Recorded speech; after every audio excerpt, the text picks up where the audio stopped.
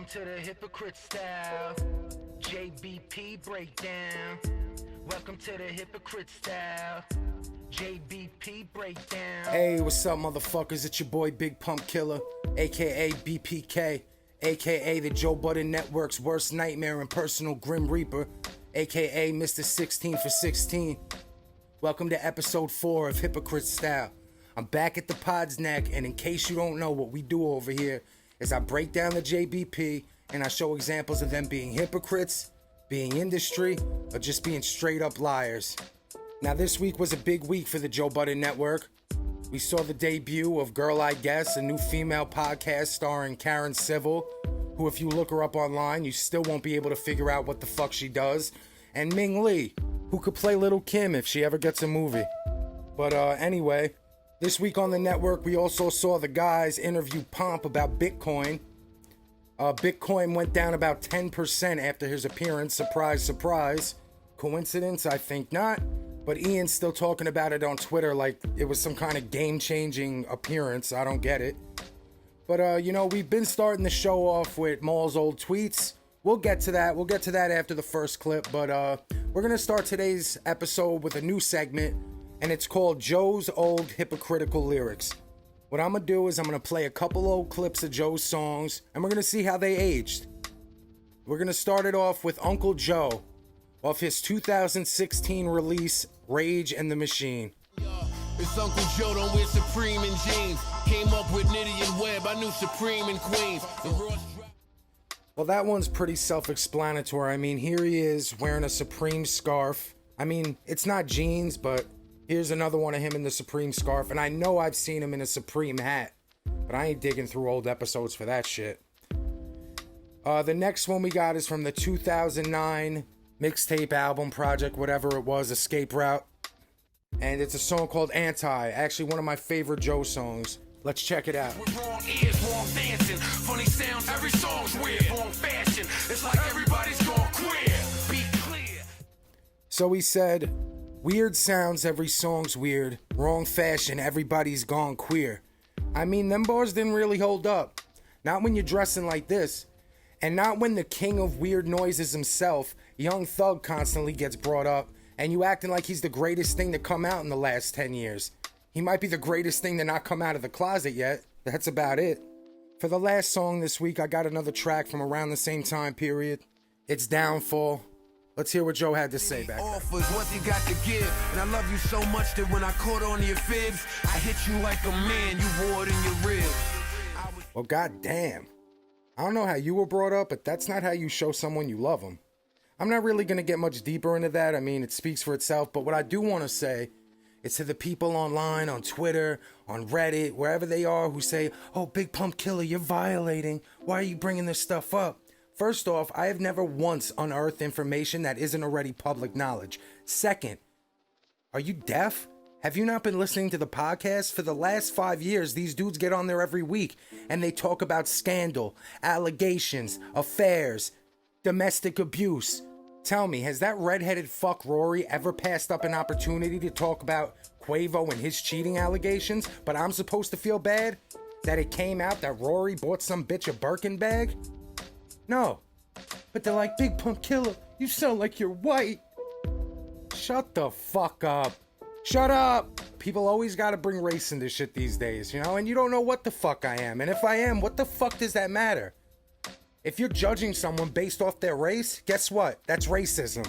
Get the fuck off my channel, you fucking moron. But they're like, oh, Big Pump Killer, I heard you voted for Trump. I heard you made a MAGA rap. Shut the fuck up. You listen to a podcast twice a week where one of the hosts is pro-Trump, you fucking retard. Get the fuck off of my channel if you think I give a fuck. This was supposed to be a space safe from politics, where you could unwind, have a laugh, and put that shit to the side. But some of y'all just fucking can't. You think I care? I ain't making a living off this shit. Get the fuck off my channel, unsubscribe if you can't put that shit to the side, and kick fucking rocks. Clowns. Let's get to the first clip this week if you're still here. So the Sultan of Sicko himself, Joe Budden, popped over on the See the Thing Is podcast this week. He called the girls bitches, made fun of how they were dressed, said they need to start showing more titties. You could go see the full thing over on their channel. It's in the first 20 minutes, but the clip I'm going to show is basically Olivia Dope felt a little slighted, blindsided that, you know, there was no heads up that the Karen Civil podcast was coming to the network. Let's see what they had to say. To be frank, I've heard you shit on how other people operated businesses and Spotify and how you would come out to be different. And I guess one of the things that I caught myself doing was almost making an excuse for how she felt in a way that made it seem like you were acting the way as most networks act. Girl, I guess trailer was. I hear you. It was good. What? Come on. Yes, Come clap on. it up. Yes. Come on, It was good. hit a button, bitch. Go ahead. Call me a bitch. What the fuck, motherfucker? You can't do that. Wow, can you believe it? You have these 3 girls who are under your network. They're telling you how they feel. And then you have the audacity to rub the Girl I Guess trailer in their face. Like, I just imagine this was Joe. You don't even have to imagine. Remember when Spotify brought in Bill Simmons, Joe Rogan? Joe wasn't exactly happy. Wasn't Joe feeling slighted? Wasn't Joe having such a problem with it? Didn't Joe feel blindsided? Now imagine Joe signed to someone else's podcast network, and after 3 months they brought another rapper in, gave him a big trailer, gave him an opening music video for their podcast, which See the Thing Is hasn't gotten. You think Joe would have a problem with that? But no. What does Joe tell them? He gives them the industry spin where he made them feel better, but at the end of the day, nothing fucking changes. And you bring Karen fucking Civil in? I listened to the first 15 minutes of that trash heap, and she's like, oh, Google me to find out what I do. Ming Lee even said she doesn't know what to tell her own friends when they ask her what Karen does. And you know what? I did look up Karen. She's known for setting up a website for Lil Wayne when he went to jail in 2009. Not to mention the untimely demise of most of the people she works with, but I don't even want to touch that. Or the fact that she stole $60K from Duke the God. I mean, look it up. Cameron's the one who fucking exposed it. She stole money from Joyner Lucas too. But I guess Duke the God and Joyner Lucas don't have that industry status level that you need to be at to matter when somebody screws you over. You literally are everything you hated. Everything.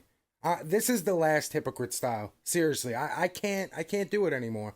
I'm glad that you guys stuck around and watched the Hypocrite styles and all that shit. But I'm sorry, like, enough is enough. I'm done after this episode. 16 disses, 4 Hypocrite styles, like, dude, in a month, you can't ask me for much more. Maybe I'll rise up again, but I just can't listen anymore, guys. If you can, kudos to you. I'll do the industry shakedown as soon as something happens in this industry. It's dead out here. But anyway, let's lighten the mood a little bit. We got everybody's favorite segment up next, Maul's old tweets. And we know he loves to get in that homophobic bag, so let's see what he has for us this week. If she says no stop one time and you pull your pants up, you're a faggot. No, Maul, you're actually not a rapist if you do that. You fucking clown. Here he says he's not concerned with gay people and calls whoever that dude is a queer. Alright. You're a faggot if you leave voicemails. Man, everything is gay to this guy. Fellas, if you know how to cook and are well groomed, you're borderline faggot, but you're like a superhero to women. God damn. Look at this. He even makes yogurt homophobic. You can't make this shit up. It's crazy, man. It's crazy. Now for the final clip, I had to double back. At the end of episode 3, I lightly touched on this, but let's give it a real deep dive this week. This is Maul talking about snitching and integrity from episode 379. We'll get into it on the other side of this clip. Even with snitching, right? That tells you where that person's morals are. So all of this that comes after that, I'm not surprised at none of this shit because you already showed me the type of man that you are. You know what I mean? I already see where your integrity is at. I already see where your morals is at. So anything after this is like, it doesn't surprise me. I guess I'm just Perez have integrity? Does Desiree Perez have morals? Because Jay-Z has her as the chief operating officer at Rock Nation. You love Jay, right? Big's your brother, right? And people are going to say, why are you bringing up Desiree Perez again? Why? Because no one fucking does. Except for fucking academics. I don't hear anyone else bringing this shit up. And it has to be brought up because you know why? Desiree Perez is in the news this week. Because she got a presidential pardon from the guy everyone hates. And you know, it's funny because after I saw that, I thought, wow, you know, Jay-Z and Beyonce were awfully quiet this election season. Last time they were everywhere with Hillary, performing, doing this, that, and the other thing. Where were they this year? Nowhere. A few years ago, those two loser sellouts spearheaded the movement against that guy. And the last 2 years, not a fucking peep. Why? Because they've been working behind the scenes, writing letters, doing everything they could to get a pardon from the Trump administration. Hypocrite style. That's hypocrite style, you stupid fucks. Defend it. You're the same fucking people who tried to cancel Lil Wayne. Lil Wayne met with Trump out in the open, took a picture trying to get a pardon. Jay-Z does it sneakily behind the scenes for a fucking DEA informant, and you people have nothing to say.